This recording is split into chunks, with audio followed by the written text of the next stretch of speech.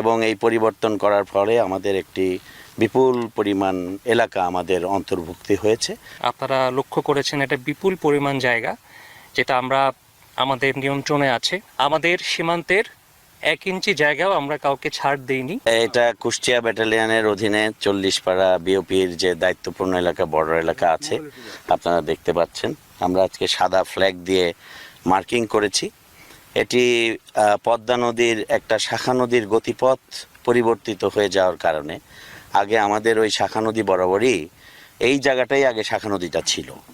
তো এই শাখা নদী বরাবরই নদীর রেফারেন্স পিলারের মাধ্যমে আমাদের বাউন্ডারি পিলারটা মার্কিং করা ছিল।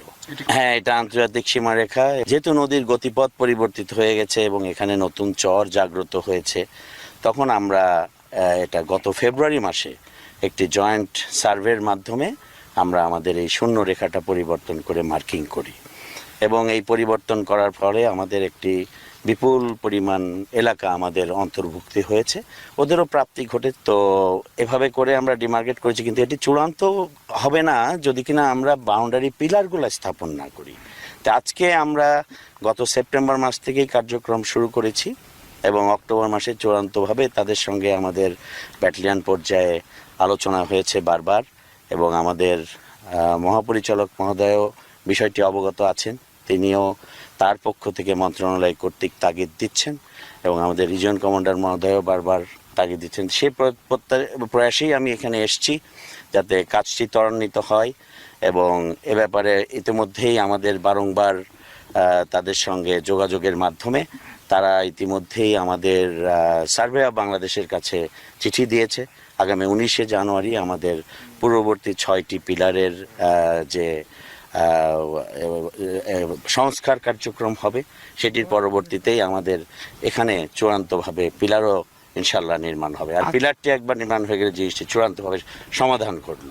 আমরা শূন্য রেখায় এসছি, তারাও এসছে, আমরা কি করছি এটি দেখার জন্য এবং অত্যন্ত সৌহার্দ্যপূর্ণ আমাদের মধ্যে সম্পর্ক এবং পরিবেশ, এবং তারাও এটি স্বতঃস্ফূর্তভাবে আমরা যে এখানে দেখেন শূন্য রেখায় যেটি এখনও ডিমার্কেটেড না, সেখানে যে একটি সাদা পতাকা দিয়ে মার্কিং করেছি, সেটিও তারা আমাদেরকে সহযোগিতা করেছে। এখানে অন্তত পক্ষে আমাদের অত্যন্ত সৌহার্দ্যপূর্ণভাবে পারস্পরিক আলোচনার মাধ্যমেই সমস্ত কিছুই আমাদের স্বার্থ উদ্ধারের জন্য তারাও সহযোগিতা করছে। আমরা উভয়ই সীমান্তের যে কার্যক্রম যৌথভাবে অত্যন্ত সৌহার্দ্যপূর্ণ পরিবেশের মধ্যে সম্পন্ন করতে সক্ষম হচ্ছি এবং একটি ভালো অবস্থা বিরাজ করছে। শুধুমাত্র আমরা দুই বাহিনীর উপস্থিতিতেই সংগঠিত হয় না, এর সাথে আরও অন্যান্য সংস্থার সম্পৃক্ততাটা প্রয়োজন, যার মধ্যে একটি গুরুত্বপূর্ণ হচ্ছে সার্ভে অফ বাংলাদেশ বা আমাদের পক্ষ থেকে, আর তাদেরও ইন্ডিয়ান সার্ভে টিম।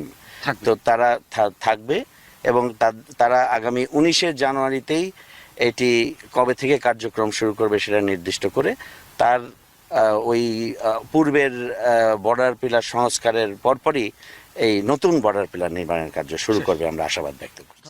যেমনটি আপনি দেখেছেন ইতিমধ্যে আমাদের সেক্টর কমান্ডার মহোদয় আমার সাথে আমাদের এই অঞ্চলে এসেছেন এবং আমাদের নতুনভাবে যে জায়গাটুকু আমরা দেখছি, আপনারা লক্ষ্য করেছেন এটা বিপুল পরিমাণ জায়গা যেটা আমরা আমাদের নিয়ন্ত্রণে আছে। আমাদের এখানকার সাধারণ জনগণ যাতায়াত করতে পারছে এবং এটা আমাদের জন্য কোনো ধরনের সমস্যা এবং কোনো ধরনের প্রবলেম আমরা ফেস করছি না।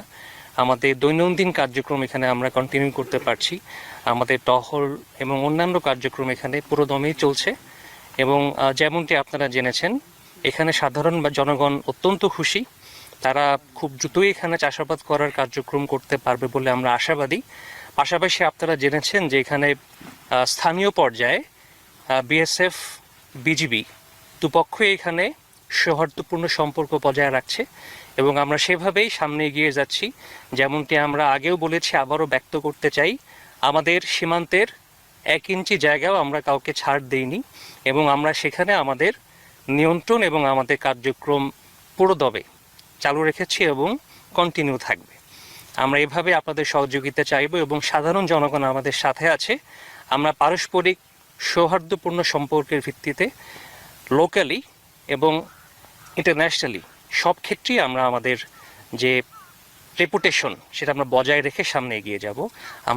আমি ব্যক্তিগতভাবে এই বিষয়টি বিশ্বাস করি এবং সেভাবে আমরা সামনে আগাচ্ছি আমাদের পেশাগত প্রস্তুতি এবং অন্যান্য কার্যক্রমে কোনো ধরনের ঘাটতি তৈরি না করে।